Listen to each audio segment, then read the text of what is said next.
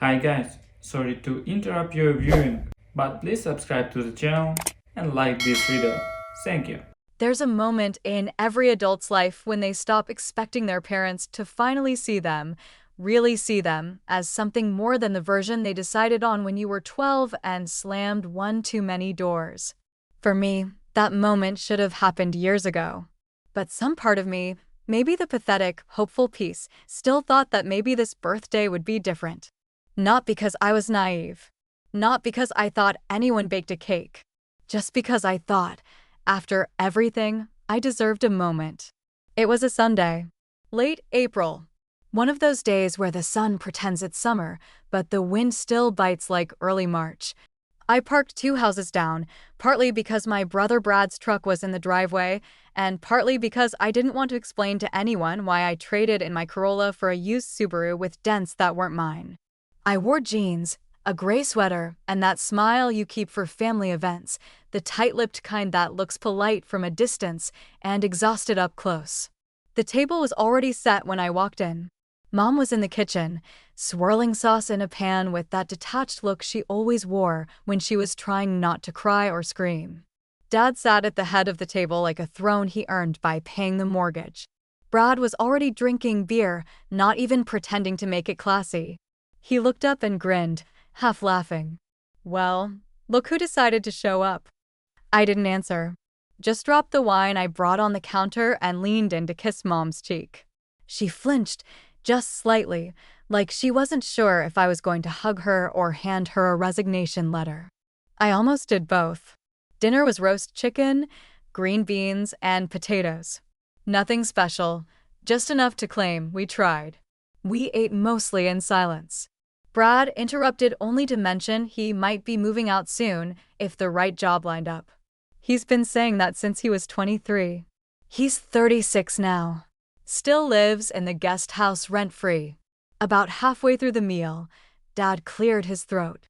He only does that when he's about to say something that pisses someone off or makes him proud. Sometimes both. So, he said, pushing his plate back slightly, your mother and I talked, and we decided we're going to give Brad the Lincoln. Silence. The kind that falls heavy and makes you swallow wrong. The what? I asked, blinking too fast. The Lincoln, he repeated, slower, like I was hard of hearing or just slow. He needs it more than you ever did. Brad didn't even pretend to be surprised. He just smirked and took another sip of beer. Thanks, old man, he said. You won't regret it. That car, Dad's pride and joy, polished every Sunday since 2007, was always supposed to go to me.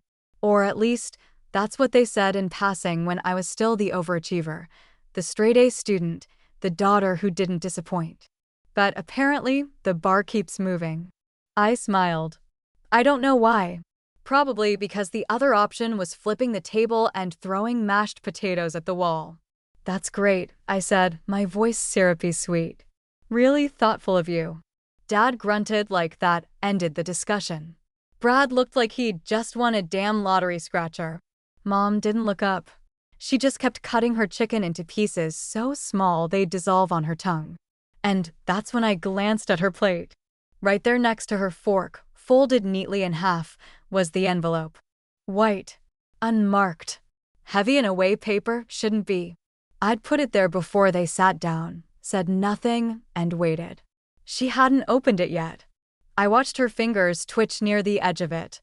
For a second, she hesitated. Then she reached for her wine instead. Brad started talking again. Something about a construction gig he was probably going to get through a buddy. Dad nodded along like a proud coach after a game the team still lost. I sipped my water, listening, watching, smiling. Thing about jobs like that, Brad was saying, is once you're in, you know? Oh yeah, Dad nodded. It's all about who you know. Of course it is. It's never about what you earn. Never about the years I spent hauling myself up through a career with no safety net. Never about paying my way through college while Brad was out getting drunk at community college until they stopped letting him come back. Anyway, Brad said, leaning back, guess I'll finally be driving something nice. I looked at him. Really looked at him. And for a second, I didn't see my brother. I saw a stranger in my parents' house, sitting in my seat, getting my damn car. And I still smiled. Because I knew what was in that envelope. I knew Mom would open it eventually. And I knew that once she did, no one at that table was going to finish their dinner.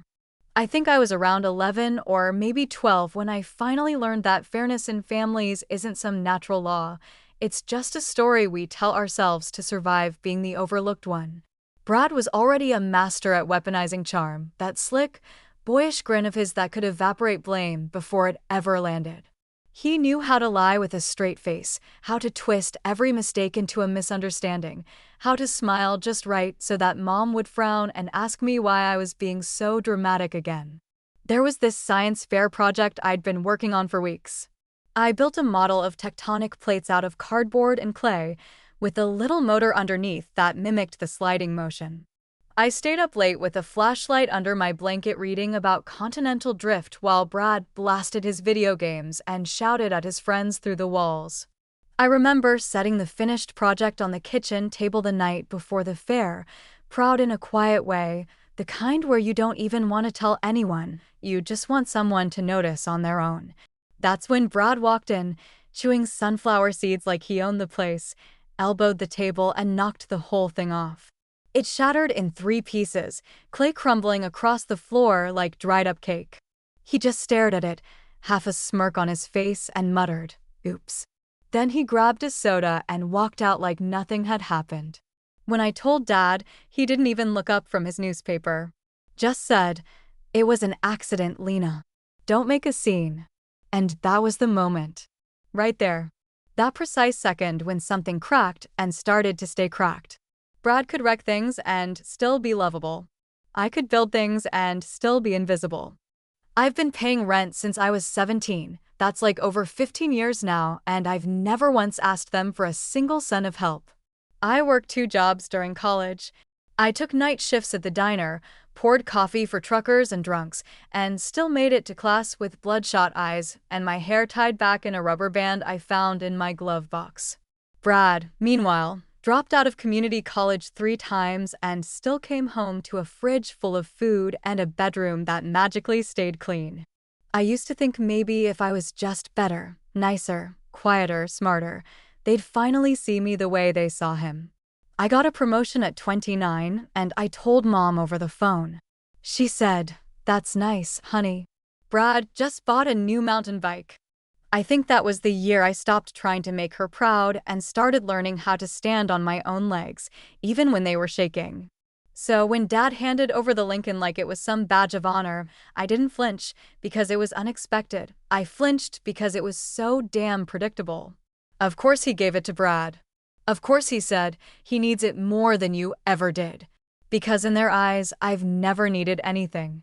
I'm the one who figures it out. The one who manages just fine, the one who doesn't cry when someone lets her down, just files it away under expected. That envelope on Mom's plate? It wasn't a birthday card. It was a reckoning. Inside it was more than paper. It was the weight of every moment I swallowed, every insult I let slide, every damn dinner where they talked over me and called it family bonding. That envelope had a legal document, Aunt Jean's final will, and a letter written in her shaky handwriting. The will said I was the sole inheritor of her secondary property. The letter said she knew what they'd done to me all these years, and that she'd watched them erase me one apology at a time. What they didn't know, what I never told them, was that Jean had changed the beneficiary only a week before she died. Not because I begged her, not because I asked, but because she saw what I'd spent my whole life trying to hide. That I was the only one in that family who had learned how to love without expecting it back. And because of that, she left me something real. It's funny, in a sick kind of way, how people will fight over scraps of love, even when they've spent decades being starved of it.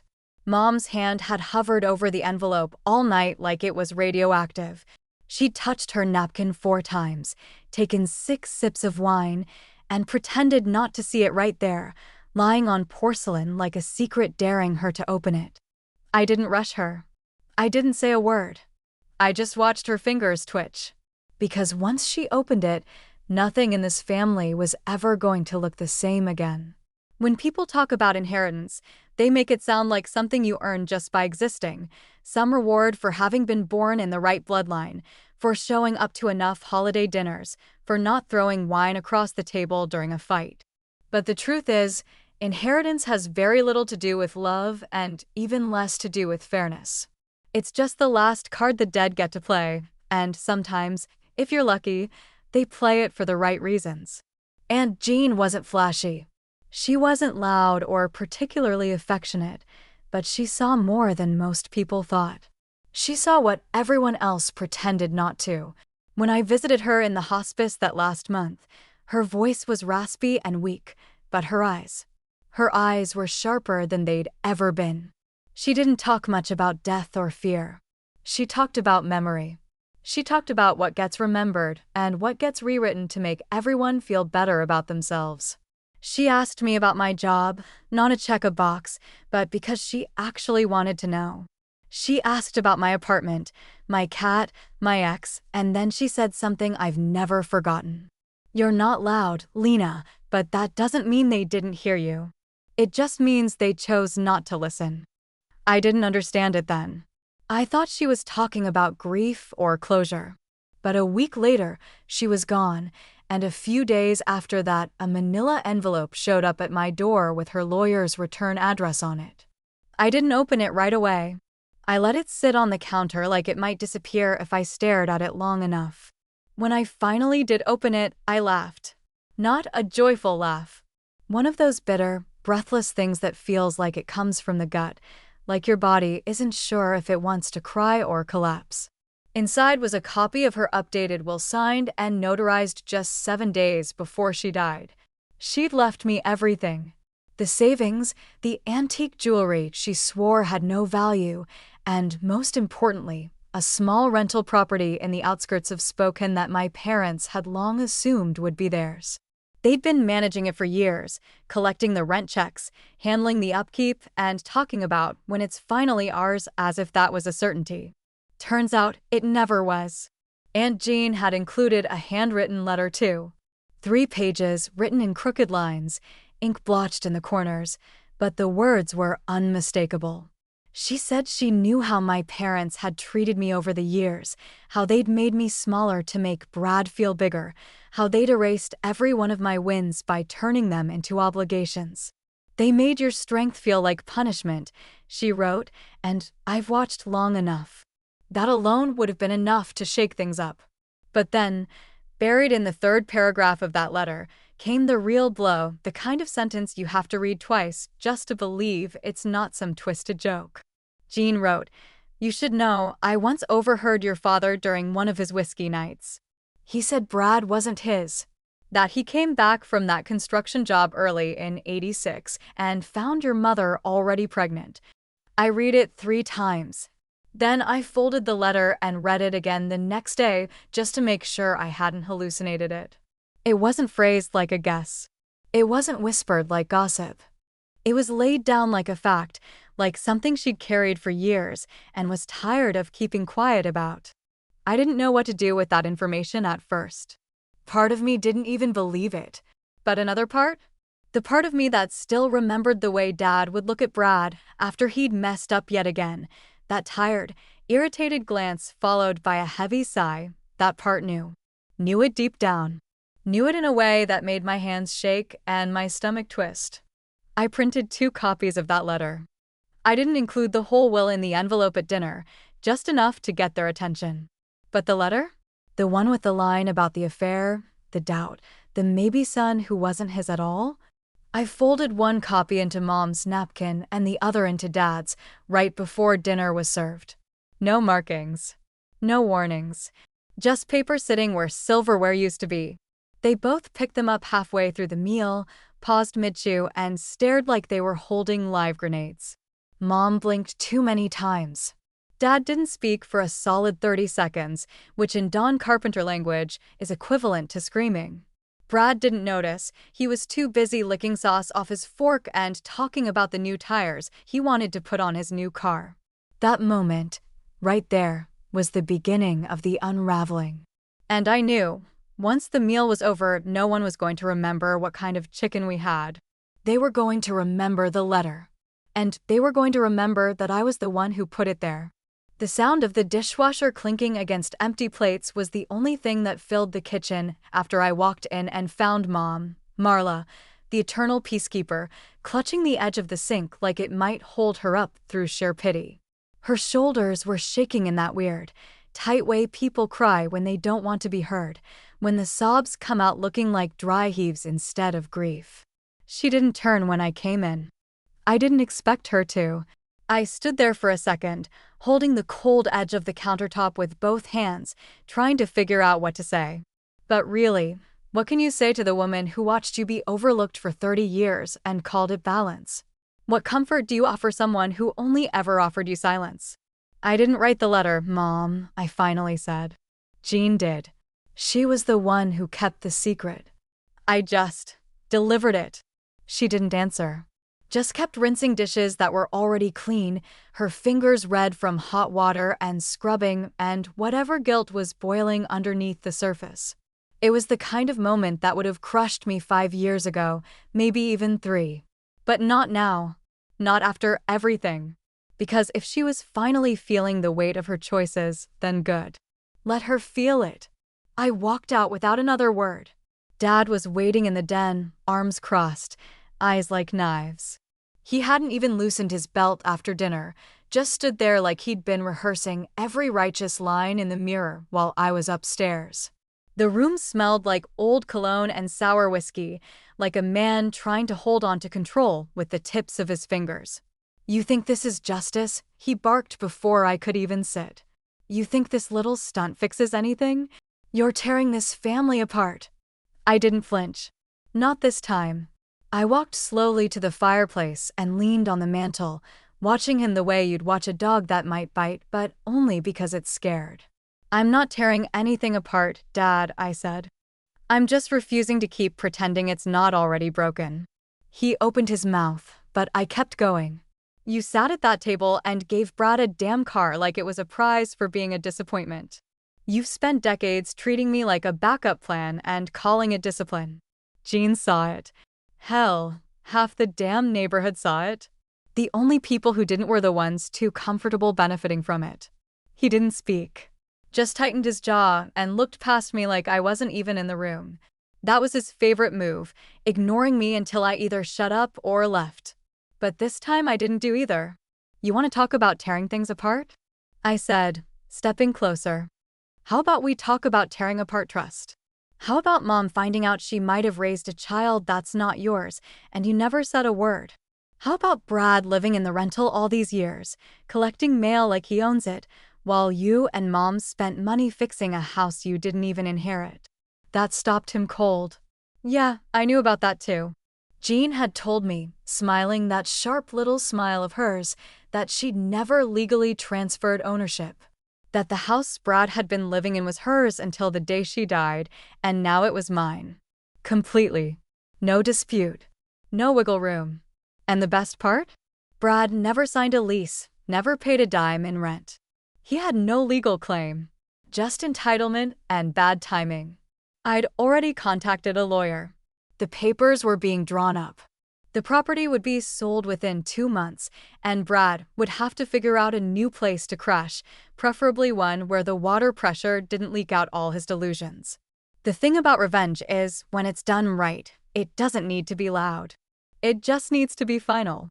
I found Brad outside later, sitting on the back steps with a half-empty beer bottle and that lost little boy look he only pulled out when consequences caught up to him. He looked up as I approached, eyes glassy, voice low. "You ruined my life," he said. I laughed. Not to be cruel, but because of how stupidly dramatic that sounded.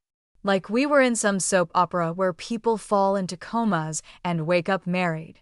"No, Brad," I said, my voice steady, calm, almost kind. "You just finally saw it for what it really is." He didn't answer, and I didn't wait. I turned and walked back into the house, knowing full well he'd be packing boxes within the week, whether he liked it or not. And maybe, just maybe, he'd learn what it felt like to have the rug yanked out from under you with a smile on the person's face who did it. Because that's the thing about loyalty, it's not endless. It has an expiration date. And this family? They'd burned through mine a long time ago. You'd think when a family breaks open, it happens with shouting, doors slamming, plates crashing into walls, people crying and swearing and blaming the nearest target like a game of emotional dodgeball. But that night? That night, when the truth finally crawled out of its decades-old hiding place and took a seat at the table with the rest of us, there was no explosion, no fireworks, no dramatic screaming or lunging or physical chaos. There was only the unbearable weight of silence, the kind that fills your chest like smoke and makes it hard to breathe even when nobody's talking. Mom finally opened the rest of the envelope just before dessert, hands trembling as she unfolded the last page of the will, her wine glass still clutched loosely in her left hand like she'd forgotten she was holding it.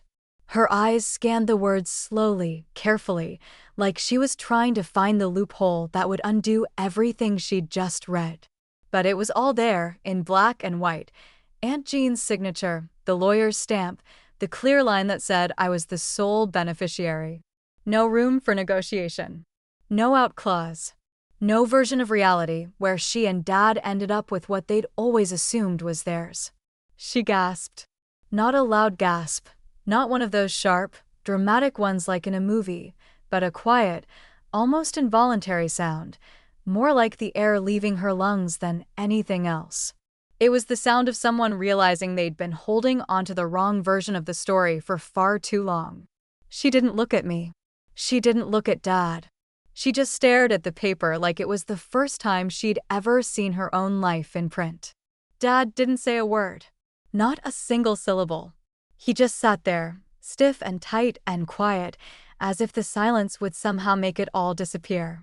And in a way, that was worse than any yelling could have been, because when Don Carpenter goes quiet, it means something broke that he doesn't know how to fix.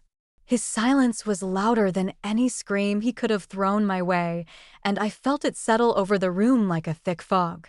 Brad had gone outside by then, maybe to smoke, maybe to sulk, maybe just to sit with the realization that the house he thought he lived in for free wasn't his to begin with. I didn't care where he was. He'd said his piece. I'd said mine. And whatever came next, that wasn't my mess to manage anymore. I stood up from the table, took my napkin off my lap, and folded it carefully beside my empty plate. I didn't make a speech. I didn't rub it in. I didn't need to. The facts were doing all the talking for me now, and there wasn't a damn thing left to interpret.